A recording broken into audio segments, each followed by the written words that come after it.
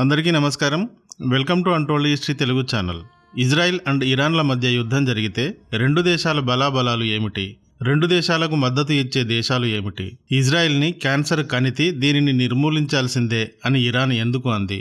ఇరాన్లోని ఏ నాయకులు ఇలా అన్నారు అనే మొదలైన విషయాలను గురించి క్లియర్గా ఈ వీడియోలో చూద్దాం. వాస్తవంగా ఇరాన్, ఇజ్రాయిల్ దేశాలు రెండు ఒకదానితో ఒకటి తలపడాల్సిన అవసరం ఏమీ లేదు. ఎందుకంటే రెండు దేశాలకు ఎలాంటి బార్డర్ డిస్ప్యూట్స్ లేవు.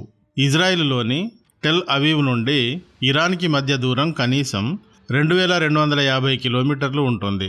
ఇరాన్ తర్వాత ఇరాక్, ఇరాక్ తర్వాత జోర్డాన్ తర్వాత ఇజ్రాయిల్. సో ఇజ్రాయిల్, ఇరాన్ల మధ్య ఇరాక్ అండ్ జోర్డాన్ అనే రెండు దేశాలు ఉంటాయన్నమాట. ఇజ్రాయిల్ నార్త్ సైడ్ నుండి అయితే ఇరాక్, సిరియాలను దాటుకుని వెళ్ళాలి. ఎటు నుండి అయినా రెండు దేశాలను దాటుకు వెళ్లాల్సిందే. జోర్డాన్, ఇరాక్, సిరియా ఈ మూడు దేశాల భూభాగాలని, గగనతలాన్ని ఉపయోగించుకోకుండా ఒకదానిని ఒకటి ఢీకొనలేవు. మరి ఈ డిక్కీ బలిసిన కోళ్లకు కొట్లాడి చావాలని ఇంత దురద ఎందుకు అంటే, ఇరాన్ మొన్న 330 మిసైల్స్ను ఇజ్రాయెల్ పైకి విసిరి, ఇది కేవలం ప్రతీకారం మాత్రమే, ఇజ్రాయెల్ మా రాయబార కార్యాలయాన్ని టార్గెట్ చేసి ప్రముఖ కమాండర్లతో పాటు మొత్తం 13 మందిని చంపింది, కేవలం అందుకు ప్రతిస్పందించాం, ఇకపై దాడి చేయం, ఒకవేళ ఇజ్రాయిల్ గనక మళ్ళీ రివెంజ్కి వస్తే మేము అప్పుడు భయంకరంగా రిప్లై ఇస్తాం అంటూ చెప్పింది. ఆహా, ఇరాన్ దగ్గర ఎంత న్యాయం, నిజాయితీ ఉన్నాయిరా బాబు అన్నట్టు ఈ విధంగా చిలుక పలుకులు పలికింది మొన్న మిసైల్స్ను పేల్చిన తర్వాత. కానీ ఇజ్రాయిల్ పరిస్థితి వేరు. ఇజ్రాయిల్ ఒక కత్తుల బోనులోనే నిరంతరం ఉంటోంది. కారణాలు ఏమైనప్పటికీ, ఇవి ఎలా మొదలైనప్పటికీ, ఇరాన్ ఏర్పాటు చేసిన కిరాయి గూండాలు ఇజ్రాయిల్ చుట్టూ కాలకేయుల్లా చేరి అత్యాధునిక ఆయుధాలు, మిసైల్స్, మోటార్స్తో ఇజ్రాయిల్కి కునుకు లేకుండా చేస్తున్నారు. ఇరాక్, ఇరాన్లు గతంలో 8 ఏళ్లు కొట్టుకు చచ్చాయి. కానీ ఇప్పుడు ఈ రెండు దేశాలు జాన్ జిగర్ ఫ్రెండ్స్. ఇరాక్ షియా మిలీషియాలు, కాతబ్ ఎజ్బొల్లా, ఆసైబ్ అహ్ల్ అల్హక్ అనే ఈ 4 టెర్రరిస్టు గ్రూపులు, వీరితో పాటు ఇంకా చాలా గ్రూపులు ఇరాన్, ఇరాక్ బార్డర్లలో ఉంటాయి. అంటే ఈ ప్రాంతంలోని ఓ 10 మంది ఒక గ్రూపుగా కలిసి మాకేమీ పని లేదు, టెర్రరిస్ట్ పని చేస్తామంటే ఓకే అని చెప్పి ఇరాన్ వారికి కొంత ఫండ్ని ఇస్తుంది, ఆయుధాలను ఇస్తుంది, మిలిటెంట్స్గా ట్రైనింగ్ కూడా ఇస్తుంది. దాంతో ఆ 10 మంది టెర్రరిస్టులు అవుతారు. ఇలా చాలా గ్రూపులు, ఇరాన్ సృష్టించిన గ్రూపులు ఇరాక్లో ఉంటాయి. వీరందరినీ ఇరాన్ డబ్బులు పెట్టి జాగ్రత్తగా పెంచుకుంటోంది. వీరికి పనేముంటుంది? చికెన్ కొట్టువాడు చికెన్ కొట్టి అమ్ముతాడు, మటన్ కొట్టువాడు మటన్ కట్ చేసి అమ్ముతాడు. ఆయుధాలు దొరికిన ఈ మిలిటెంట్ గ్రూపులు ఏం చేస్తాయి అంటే, ఎవరినో ఒకరిని లేపేస్తూ తిరుగుతూ ఉంటాయి. ఇవే గ్రూపులు సిరియాలోను, లెబనాన్లో కూడా ఉంటాయి. లెబనాన్ హిజ్బుల్లా, సిరియన్ హిజ్బుల్లా అంటారు. అలాగే పాలస్తీనాలోని గాజాని రూల్ చేసే హమాస్కి కూడా ఇరానే అన్నీ తానై సప్లై చేస్తూ ఉంటుంది. అందుకే ఇరాన్ బలాన్ని చూసుకుని డిక్కీ పలిసిన కోడి చికెన్ షాపు ముందుకు వచ్చి తొడగొట్టినట్టు అక్టోబర్ 7వ తేదీ 2023లో ఇజ్రాయిల్ పైకి వచ్చింది. ఇజ్రాయిల్ దాన్ని ఇప్పుడు కీమా కొడుతోంది. ఇక సౌత్లో యెమెన్ ఉంది. సౌదీ ఒమెన్లను అంటుకుని ఇది ఉంటుంది. యెమెన్లో హౌతీలు అను ఒక సముద్ర దొంగల బ్యాచ్ ఉంటుంది. ఈ బ్యాచ్కి కూడా పాలు, నీళ్లు, పంచదారతో పాటు అన్ని రకాల ఆయుధాలను సప్లై చేస్తుంది ఇరాన్. వీటన్నింటినీ ఇరాన్ ప్రాక్సీ గ్రూపులు అంటారు. ఈ గ్రూపులు అన్నీ సున్నీ లేదా షియా అనే ముస్లిం కమ్యూనిటీకి చెందినవే. ఈ గ్రూపులు సాధారణమైనవి కాదు. ఓన్లీ సిరియా హిజ్బుల్లాలే 15,000 ఉంటారు. లెబనాన్లో అయితే లెబనాన్ ప్రభుత్వ సైన్యాల కంటే హిజ్బుల్లాలే ఎక్కువగా, ట్రైన్డ్ హిజ్బుల్లాలే 1,00,000 కంటే ఎక్కువ మంది ఉంటారు. వీరు కాక 20,000 మంది రిజర్వ్ హిజ్బుల్లాలు ఉంటారు. వీరి బడ్జెట్ $700 మిలియన్ ఉంటుంది. వీరి వద్ద 1,20,000 వారు రాకెట్స్ ఉంటాయి. ఇంకా వారు ట్యాంకులు వగైరా అన్నీ ఉన్నాయి. వీరికి ఇరాన్కి చెందిన Islamic military guards corps training ఇస్తూ ఉంటుంది. ఇరాన్ ప్రభుత్వం వీరికి నిధులు సమకూరుస్తూ ఉంటుంది. ఇప్పుడు చూడండి, ఇజ్రాయెల్ చుట్టూ ఒక జోర్డాన్ మినహా మిగతా ఇజ్రాయెల్ బోర్డర్ అంతా ఇరాన్ చేత నిర్వహించబడుతున్న టెర్రరిస్టు గ్రూపులు ఉన్నాయా లేదా? ఈ గ్రూపులు అన్నింటినీ ఎందుకు తయారు చేసింది ఇరాన్? ఇజ్రాయెల్ కొరకేనా అంటే, ఈ ప్రశ్నకు సమాధానంగా 2-3 గంటల నిడివైన వీడియో చేస్తే తప్ప క్లారిటీకి రాలేము. ఇరాన్, ఇరాక్ ఒకదానితో ఒకటి యుద్ధం చేసిన తర్వాత, యుద్ధం చేస్తున్న రోజుల్లో సిరియా అంతర్యుద్ధం, లెబనాన్ అంతర్యుద్ధం, ఈ రకమైన రకరకాల సందర్భాల్లో ఈ గ్రూపులు పుట్టాయి. అయితే అదంతా గతం. ఇప్పుడు ఈ గ్రూపులకు అలాంటి ఏ పని లేదు. కాబట్టి గంజాయి వనంలో తులసి మొక్కలా ఉన్న ఇజ్రాయిల్ పైన వీటి కన్ను పడింది. ఇప్పుడు ఒకసారి ఈ మిలిటెంట్ గ్రూపుల అన్నింటి లక్ష్యం కూడా ఏమిటి అని చూశారనుకోండి, వాటి లక్ష్యం ఇజ్రాయిల్ని అక్కడ లేకుండా చేయడం. మీరు ఒకసారి ఈ గ్రూపుల ప్రధాన లక్ష్యం ఏమిటి అని గూగుల్ని క్వశ్చన్ చేయండి, ఈ ఆన్సరే వస్తుంది. ఈ లక్ష్యాన్ని కలిగి ఉన్న వీరందరినీ మెయింటైన్ చేస్తున్నది ఇరాన్. అక్టోబర్ 7వ తేదీన హమాస్ గాజా నుండి ఇజ్రాయిల్ పైకి వేలాది మిసైల్స్ని పేల్చింది. పేల్చే సంగతి మూడో కంటికి కూడా తెలియదు. ఆ తర్వాత హమాస్ మిలిటెంట్స్ ఇజ్రాయిల్లోకి భూమార్గం గుండా కూడా దూరి వచ్చి చాలా విధ్వంసం సృష్టించారు. చాలా మందిని కిడ్నాప్ చేసి బందీలుగా తీసుకువెళ్లారు. వారిలో కొందరు బయటకు వచ్చారు, మిగతా వారు ఇప్పటి వరకు రాలేదు. వారింకా బందీలుగా ఉన్నారా, చనిపోయారా కూడా తెలియదు. దీని తర్వాత ఇజ్రాయెల్ గాజా పైన విరుచుకుపడింది. ఇలా విరుచుకుపడినందుకు లెబనాన్, సిరియా బోర్డర్స్ నుండి హిజ్బుల్లాలు కూడా ఇజ్రాయెల్పై దాడులు చేయడం మొదలుపెట్టారు. ఇంత పెద్ద విధ్వంసం ఇజ్రాయెల్ చుట్టూ జరిపిస్తూ, మేము ఇజ్రాయెల్ పైన కేవలం ప్రతీకార దాడిని మాత్రమే చేశాం, ఇక ముందు చేయం, ఒకవేళ ఇజ్రాయెల్ మా పైకి మళ్ళీ వస్తే దారుణంగా స్పందిస్తాం అంటూ చిలుక పలుకులు పలుకుతోంది ఇరాన్. ఇజ్రాయెల్ చుట్టూ రాకాసి మూకలను రెచ్చగొట్టి నేను యుద్ధం చేయను అంటే ఇరాన్ యుద్ధం చేయనట్ట. Iran military IRGC Syria, Lebanon, ఇరాక్లలో ఉంటూ అక్కడి మూకలకు అన్నీ అందిస్తూ వారితో కలిసి ఇజ్రాయెల్ నేలను టార్గెట్ చేస్తూ ఉంటే ఇజ్రాయెల్ మొన్న సిరియాలోని ఇరాన్ ఎంబసీని పేల్చేసింది. ఇది ఎలా జరిగింది అనే విషయంగా ఇజ్రాయెల్ ఇంకా ఒక స్పష్టతను అయితే ఇవ్వలేదు అనుకోండి. ఇప్పటి వరకు ఇరాన్ ఏర్పాటు చేసిన మిలిటెంట్ గ్రూపులతో యుద్ధం చేస్తున్న ఇజ్రాయిల్పై ఇరాన్ మొట్టమొదటిసారి తన నేలపై నుండి 330 రాకెట్స్ని మొన్న పేల్చింది. దీనిని రివెంజ్ మాత్రమే అని చెబుతోంది.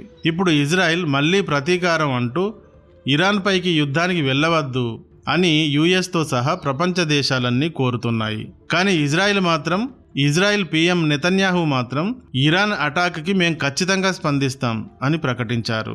మేము గనక జరిగిన దానికి తగిన విధమైన స్పందన చూపించినట్టయితే ఇది మా వైఫల్యమే అని, మేం బలహీనులమని ఇటు దేశంలోనూ అటు అంతర్జాతీయంగానూ కూడా అంతా భావిస్తారు. కాబట్టి తప్పకుండా రివెంజ్ ఉంటుంది అంటోంది ఇజ్రాయిల్. వీరి కోడిపుంజల కొట్లాటకు ఈ ప్రాంతంలో ఉన్నందున మేం బలిపశువులం అవుతామని జోర్డాన్, సౌదీ అరేబియా, యుఏఈ లాంటి దేశాలు యుద్ధం చాలా ప్రమాదకరం అవుతుంది అని హెచ్చరిస్తున్నాయి. సంయమనం పాటించాలి అని కోరుతున్నాయి. ఇక ఇజ్రాయెల్ ఇరాన్ నేలపైకి దాడికి దిగుతుందా? ఒకవేళ దిగితే ఇరాన్లోని అణు రియాక్టర్స్ని టార్గెట్ చేస్తుందా? ఏ లక్ష్యాలను టార్గెట్ చేస్తుంది? లేక లెబనాన్, సిరియాలలోని ఇరాన్ ఫ్రాక్సీ గ్రూపులనే టార్గెట్ చేస్తుందా? ఇజ్రాయెల్ వాట్ నెక్స్ట్ అనే దానిపై ఎలా డిజైన్ చేస్తోంది అనే విషయాలపై రకరకాల ఎక్స్ప్లెనేషన్స్ వస్తున్నాయి. ఒకవేళ వీరి అంచనాలు నిజమై ఇజ్రాయెల్ ఇరాన్ గడ్డపైన దాడికి గానీ దిగితే ఇరాన్ తప్పకుండా వెంటనే రియాక్ట్ అవుతుంది. సో ఇక అది ఒక భారీ స్థాయి యుద్ధంగా మారితీరుతుంది.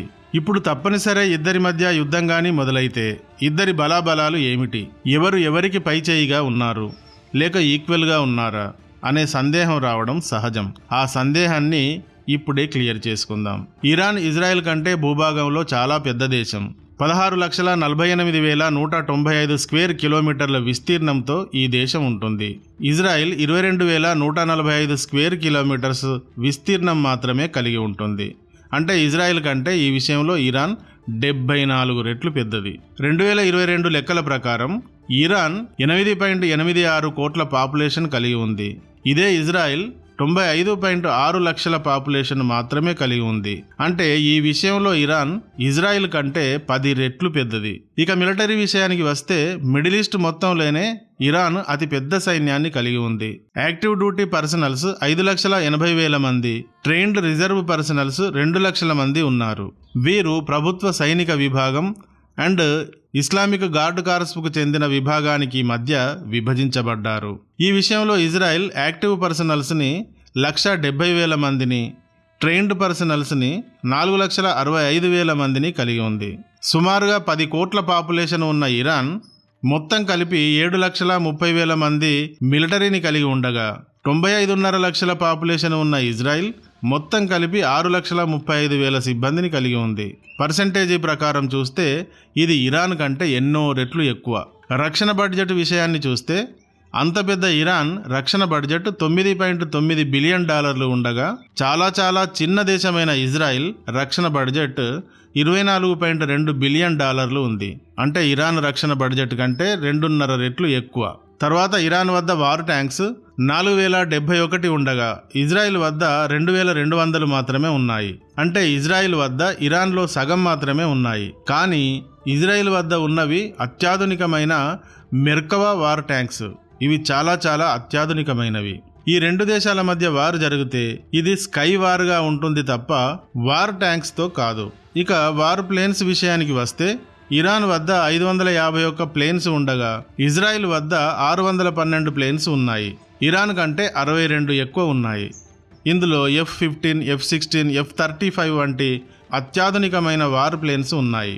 ఇక వార్ షిప్స్ విషయానికి వస్తే ఇరాన్ వద్ద 101 వార్ షిప్స్ ఉండగా ఇజ్రాయిల్ వద్ద కేవలం 67 వార్ షిప్స్ మాత్రమే ఉన్నాయి. ఇరాన్లో దాదాపుగా సగం మాత్రమే ఇజ్రాయిల్ కలిగి ఉంది. తర్వాత సబ్మెరైన్స్ విషయానికి వస్తే ఇరాన్ వద్ద 19 సబ్మెరైన్స్ ఉండగా ఇజ్రాయిల్ వద్ద ఇవి కేవలం 5 మాత్రమే ఉన్నాయి. ఇలా కొన్ని విషయాల్లో ఇరాన్, కొన్ని విషయాల్లో ఇజ్రాయిల్ ఆధిక్యతలను కలిగి ఉన్నాయి. అయితే ఇవి అన్నీ ఒక ఎత్తు, అణుబాంబుల విషయం మరొక ఎత్తు. ఇజ్రాయిల్ వద్ద 80 అణుబాంబులు ఉన్నాయి. వాటిని ప్రయోగించే వార్ హెడ్స్ కూడా ఉన్నాయి అన్నది అంచనా. జెరూసలేంకు తూర్పున ఉన్న సైనిక స్థావరాలు, కేవ్స్లో ఇవి ఉన్నాయి అని అంటారు. ఇరాక్ వద్ద మాత్రం అధికారికంగా అణుబాంబులు లేవు. ఇస్లాం ప్రకారం అణ్వాయుధాల ఉత్పత్తి, నిల్వలు మరియు వినియోగం అనేవి నిషేధించబడ్డాయి అంటూ Iran supreme leader Ayatollah Khomeini 2005లో ఫత్వాని జారీ చేశాడు. తర్వాత యురేనియం అండ్ ప్లూటోనియం వినియోగం, మెటలర్జీలపై రకరకాల ఆంక్షలు ఉండటం వల్ల ఫ్రాన్స్, యూకే, రష్యా, చైనాలు కూడా యురేనియంని రియాక్టర్స్ కోసం ఉపయోగించాలి తప్ప న్యూక్లియర్ బాంబుల కోసం ఉపయోగించకూడదు అన్న హామీలు, పరిమితులను కలిగి ఉన్నాయి. అందువల్ల ఇరాన్ వద్ద అధికారికంగా న్యూక్లియర్ బాంబ్స్ అయితే లేవు. ఇక డిఫెన్స్ విషయంలో రెండు దేశాల మధ్య వివిధ రంగాలకు సంబంధించి కొన్నింటిలో ఒకరి ఆధిక్యత ఎక్కువ, కొన్నింటిలో మరొకరి ఆధిక్యత ఎక్కువ ఉన్నప్పటికీ ఓవరాల్గా చూస్తే పవర్ఫుల్ డిఫెన్స్ ర్యాంకింగ్స్లో ఇరాన్ 17వ స్థానంలో ఉండగా ఇజ్రాయిల్ 14వ స్థానంలో. ఇరాన్ కంటే 3 ర్యాంకులు ముందుంది. ఇజ్రాయిల్ అత్యాధునికమైన సాంకేతిక పరిజ్ఞానంతో నిర్మించిన డిఫెన్స్ సిస్టమ్ని కలిగి ఉండగా ఇరాన్ కాస్త ఓల్డ్ టెక్నాలజీకి చెందిన డిఫెన్స్ని కలిగి ఉంది. అయితే ఆయుధాలు ఎవరి వద్ద ఎన్ని ఉన్నాయి, అవి ఎంత అత్యాధునికమైనవి అయినా యుద్ధం ఏకపక్షంగా ముగియటం అంత సులభం కాదు. రష్యాని చూడండి, 2-3 రోజుల్లో ఉక్రెయిన్ను కొట్టేస్తుంది అనుకున్నారు అంతా మొదలైనప్పుడు. కానీ మొదలై 2 ఏళ్లు దాటింది, యుద్ధం సాగుతూనే ఉంది. వియత్నాం చాలా చాలా చిన్న దేశం, అమెరికాతో 20 ఏళ్లు పోరాడింది. చివరికి వల్ల కాక వదిలేసింది USA. ఇలా యుద్ధం మొదలైతే షార్ప్గా ఏకపక్షంగా ముగియటం జరిగే పని కాదు. రెండు దేశాల వెనుక మద్దతుగా ఇతర దేశాలు వచ్చి నిలబడతాయి. కథ సిరీస్ లాగా సాగుతూనే ఉంటుంది. యుద్ధం ప్రారంభంగానే అయితే ఇరాన్ ప్రధానంగా తన ప్రాక్సీ గ్రూపులపైనే ఆధారపడుతుంది. మొన్న ఇజ్రాయిల్ పైకి వదిలిన 330 మిసైల్స్ని కూడా యెమెన్ నుండి, ఇరాక్ పై నుండి, తప్పనిసరి జోర్డాన్ పై నుండి వదిలింది. ఈ విధంగా సిరియా, లెబనాన్, ఇరాక్, యెమెన్లలోని తన ప్రాక్సీ గ్రూపులను యుద్ధంలో ఉపయోగించుకుంటుంది. వీరంతా ఇజ్రాయెల్ బోర్డర్లో ఉండటం వల్ల ఇజ్రాయెల్ పైన దాడి చేయడానికి చాలా అనుకూలంగా ఉంటుంది. రష్యా, చైనా, నార్త్ కొరియా లాంటి దేశాలు ఇరాన్కు మిత్రదేశాలు. అయితే ఈ సందర్భంగా ఇరాన్కు మద్దతు ప్రకటించడానికి ఆయుధాలను అమ్ముకునేటందుకు ముందుకు వస్తారు వీరు తప్ప యుద్ధంలోకి డైరెక్ట్గా రాలేరు. వస్తే మరి థర్డ్ వరల్డ్ వార్ అన్నట్టే కదా. ఇరాన్ వద్ద 700 కిలోమీటర్లను టార్గెట్ చేయగల సౌమర్ మిసైల్, 1350 కిలోమీటర్ల రేంజ్ను టార్గెట్ చేయగల హోవేజా క్రూయిజ్ మిసైల్స్, 1850 కిలోమీటర్లను టార్గెట్ చేయగల KH-55 క్రూయిజ్ మిసైల్స్ లాంటి పవర్ఫుల్ మిసైల్స్ కూడా ఉన్నాయి. అయితే 2250 కిలోమీటర్ల దూరంలో ఉన్న ఇజ్రాయిల్ని చేరలేవు. ఇవి కాక ఇరాన్ వద్ద 2000 నుండి 2500 కిలోమీటర్ల దూరాన్ని కూడా టార్గెట్ చేయగల సెజ్జిల్ మిసైల్స్ ఉన్నాయి. వీటితో పాటు 2000 కిలోమీటర్లను టార్గెట్ చేయగల ఖుర్రం షెహాద్ 4, యమాద్ షెహాబ్ 3, ఖద్ర్ 110 లాంటి పేరు గల బాలిస్టిక్ మిసైల్స్ కూడా ఉన్నాయి. వీటిని ఇరాన్ నేల నుండి ఇజ్రాయిల్ పైకి ప్రయోగిస్తుంది. ఇజ్రాయిల్ 2250 కిలోమీటర్ల దూరంలో ఉంది కాబట్టి ఎక్కువగా డ్రోన్స్ని ఉపయోగించి మిసైల్స్ను విసురుతుంది. అయితే ఇలాంటి మిసైల్స్ దాడుల నుండి, డ్రోన్ దాడుల నుండి సమర్థవంతంగా రక్షించుకోవడానికి ఐరన్ డోమ్, ఆరో సిస్టమ్, మల్టీ లేయర్డ్ ప్రొటెక్షన్ లాంటి అత్యాధునికమైన రక్షణ వ్యవస్థలను ఇజ్రాయెల్ నిర్మించుకుని ఉంది. ఇందువల్లే మొన్న 330 మిసైల్స్ వచ్చినా దాదాపుగా అన్నింటినీ బార్డర్ దాటకుండానే కూల్చివేయగలిగింది. ఇక ఇరాన్ సిరియా, ఇరాక్, లెబనాన్, యెమెన్లలోని తన ఫ్రాక్సీ గ్రూపులపైన ఈ విధంగా ఆధారపడగా ఇజ్రాయెల్కి యుఎస్, యూకే, ఫ్రాన్స్ లాంటి శక్తివంతమైన దేశాలు మద్దతిస్తున్నాయి. Saudi Arabia, UAE, Jordan, Egypt లాంటి అరబ్ దేశాలు ఇజ్రాయెల్కి యుద్ధంలో మద్దతు ఇవ్వకపోయినా అపోజిట్గా మాత్రం మారవు, ఇరాన్కి సపోర్టుగా వెళ్ళవు. Israel non NATO friend country కాబట్టి నాటో దేశాలు ఇజ్రాయెల్కి ఫుల్ సపోర్టుగా ఉంటాయి. మొన్న ఇరాన్ 330 డ్రోన్స్ అండ్ మిసైల్స్ని ప్రయోగించినప్పుడు యుఎస్, యూకే, ఫ్రాన్స్లు వాటిని కూల్చడంలో ప్రధాన పాత్రను పోషించాయి. జోర్డాన్ కూడా తన గగనతలంపైకి వచ్చాయన్న కారణంగా వాటిని కూల్చివేసింది. ఇజ్రాయెల్ వద్ద యారో 3, హెడ్జ్ 3 అను ఇంటర్ కాంటినెంటల్ బాలిస్టిక్ మిసైల్స్ ఉన్నాయి. వీటి రేంజ్ 2400 కిలోమీటర్లు. హైపర్సోనిక్ మిసైల్స్ని కూడా పేర్చగల పేట్రియాటిక్ మిసైల్ సిస్టమ్ కూడా ఇజ్రాయెల్ వద్ద ఉంది. సో డైరెక్ట్గా ఇజ్రాయెల్ నుండి ఇరాన్ను ఢీకొట్టగలదు, తనపైకి వచ్చే మిసైల్స్ని అదే సమయంలో కూల్చగలదు. ఇవి ఇరాన్, ఇజ్రాయెల్ల బలాలు. ఇరాన్ ముందు ఇజ్రాయెల్ చాలా చిన్న దేశం అయినా ఇరాన్ కంటే డిఫెన్స్ విషయంలో చాలా పవర్ఫుల్. 1967 జూన్ 5 నుండి 10వ తేదీల మధ్య 6 అరబ్ దేశాలను 6 రోజుల్లో కొట్టి గెలిచిన ఇజ్రాయెల్ ఒక్క అడుగు కూడా వెనక్కు వేయదు. ఈటుగా జవాబు పత్తర్సే అని ఆన్సర్ చేస్తూ ఉంటుంది. ఇందుకు కారణం ఏమిటి అంటే ఇరాన్, ఇజ్రాయిల్ల మధ్య మన భారత్కి, పాకిస్తాన్కి, భారత్కి, చైనాకి మధ్య ఉన్నటువంటి డిస్ప్యూట్స్ ఏమీ లేవు. కానీ ఇరాన్ ఒక ఇస్లామిక్ కంట్రీ అయినందువల్ల అది పాలస్తీనాకు, హమాస్కు సపోర్ట్ ఇస్తూ ఉంది. ఇరాన్కి, ఇజ్రాయెల్కి మధ్య జరిగిన వాదాలు, వివాదాలు చెప్పడం ఇక్కడ కుదరదు. కానీ అయతుల్లా ఖొమేనీ ఇరాన్కి అధ్యక్షుడు అయ్యాక ఆయన తమ ప్రథమ లక్ష్యంగా 3 పాయింట్లను చెప్పాడు. 1 మిడిల్ ఈస్ట్ నుండి యుఎస్ఏని తరిమివేయడం, 2 ఇజ్రాయెల్గా పిలువబడుతున్న ప్రాంతాన్ని పాలస్తీనాగా మార్చడం, 3 యుఎస్ఏ నేతృత్వంలో కొనసాగుతున్న ప్రపంచ వ్యవస్థను పడగొట్టడం. వీటిని ప్రకటించాడు. ఎందుకు ఇరాన్ ఫ్రాక్సీ గ్రూపులను ఇజ్రాయెల్ చుట్టూ ఉన్న దేశాలలో ఏర్పాటు చేసిందో ఈ 3 లక్ష్యాలను చూస్తే అర్థమవుతుంది. యుఎస్ఏని తరిమివేయడం కోసం ఇరాన్ టెర్రరిస్టు గ్రూపులను తయారు చేసింది. 1948 నుండి 1 కోటి జనాభాతో 75 ఏళ్లుగా కొనసాగుతున్న ఇజ్రాయిల్ని సమాప్తం చేసి దానిని పాలస్తీనాగా మార్చాలనుకుంటోంది ఇరాన్. అందుకే ఫ్రాక్సీ గ్రూపులను చుట్టూ ఏర్పాటు చేసింది. బలమైన యుఎస్, యూకే, నాటో దేశాలను ఎదుర్కొని గెలవలేదు కాబట్టి ఈ విధంగా ఫ్రాక్సీ గ్రూపులను పెంచి పోషిస్తోంది. మిడిల్ ఈస్ట్లో తాను ఒక కమాండింగ్ స్థాయికి చేరి ప్రపంచ నాయకత్వం నుండి యుఎస్ఏని పడగొట్టాలి. ఇందుకు ఇక్కడ ఇజ్రాయెల్ కంట్లో రాయిగా ఉంది కాబట్టి ఆ దేశాన్ని నిర్మూలించాలి. ఇవి ఇరాన్ లక్ష్యాలు. ఇప్పుడు ఈ ఫ్రాక్సీ గ్రూపులు ఉన్నాయి కదా, ఇవి ఎన్ని ఉన్నాయో అన్నీ కూడా హిజ్బుల్లా కావచ్చు, హమాస్ కావచ్చు, హౌతీలు కావచ్చు, ఇంకా 1,00,000 గ్రూపులు కావచ్చు. ఇవి అన్నీ తమ ఎజెండాలో ఇజ్రాయెల్ను నిర్మూలించడం అన్నదే ప్రధాన లక్ష్యంగా రాసుకున్నాయి. వీరి లక్ష్యాలు సీక్రెట్ కాదు. అయతుల్లా ఖొమేనీ ప్రకటించిన 3 లక్ష్యాలు ఫ్రాక్సీ గ్రూపుల ఇజ్రాయెల్ని నిర్మూలించే లక్ష్యాలు సీక్రెట్ కాదు, ఓపెన్. ఈ లక్ష్యాలను చూసిన ఇజ్రాయెల్ ఏం చేస్తుంది? తను ఒక ఫైటర్గా మారుతుంది. ఫైట్ చేయడానికి ఎనీ టైం రెడీగానే ఉంటుంది. ఇందువల్ల గాజాను కీమాగా ఇజ్రాయెల్ కొడుతూ ఉంటే ఏమిటి ఇంత ఘోరం అనిపిస్తుంది కదా. కానీ గాజా నుండి హమాస్ ఇజ్రాయెల్ పైకి దాడికి వచ్చిన లక్ష్యం ఏమిటి? ఇలాంటి దాడులు 1000 అయినా 1,00,000 అయినా చేసి అయినా సరే ఇజ్రాయెల్ని భూమి మీద లేకుండా చేయాలి అని కదా. ఇదే వీరి ఎజెండాలోని మెయిన్ పాయింట్ కదా. ఇజ్రాయెల్ చుట్టూ ఉన్న ఫ్రాక్సీ గ్రూపులు, ఇరాన్తో సహా అన్నింటి టార్గెట్ కూడా అదే కదా. అందుకే ఇజ్రాయెల్ ఒక్క అడుగు కూడా వెనక్కు వేయదు. గాజాపై దాడిని మొదలుపెట్టడానికి ముందు రోజు దాకా గాజా నుండి వందలాది మంది కార్మికులు, వ్యాపారస్తులు ఇజ్రాయెల్లోకి వచ్చారు. సంపాదించుకోవడానికి అలా వారు వచ్చారు. అలా రావడానికి ఇజ్రాయెల్ పర్మిషన్ కూడా ఇచ్చింది. కానీ గాజాలోని హమాస్కు అది కాదు కావాల్సింది. కలిసి బతికే లక్ష్యం కాదు వారిది. తమ అరబ్బుల మధ్య ఈ జ్యూస్ ఎందుకు, వీరిని తరిమివేయాలి అన్నది వారి లక్ష్యం. అందుకే అక్టోబర్ 7వ తేదీన ఇజ్రాయెల్ పైకి దాడికి వచ్చారు వారు.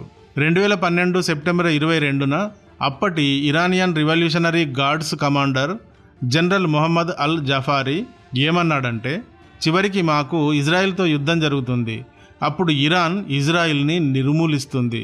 ఇజ్రాయిల్ ఒక క్యాన్సర్ ట్యూమర్, దానిని తొలగించాల్సిందే అన్నాడు. ఇదే మాటని 2020లో Iran supreme leader Ayatollah Khomeini కూడా ఇజ్రాయిలే ఈ అరబ్ దేశాలలో గొడవలకు కారణం, ఇది ఒక క్యాన్సర్ ట్యూమర్, దీనిని తొలగించాల్సిందే అన్నాడు. అయితే ఇరాన్ ఇరాకుతో 8 ఏళ్లు పోరాడింది కదా, ఇరాకు కూడా ఓ ఇస్లామిక్ దేశమే కదా, మరి ఎందుకో అంత సుదీర్ఘంగా పోరాడింది? అందుకని ఈ యుద్ధాలకు మతాలతో సంబంధం లేదు, నేరపూరితమైన రాజకీయ స్వార్థాలు మాత్రమే కారణమవుతాయి. అంతేగాని 1 కోటి మందితో 75 ఏళ్లుగా కొనసాగే ఇజ్రాయెల్ని లేకుండా ఎలా చేస్తారు? ఇది సాధ్యమని ఎలా నమ్ముతారు?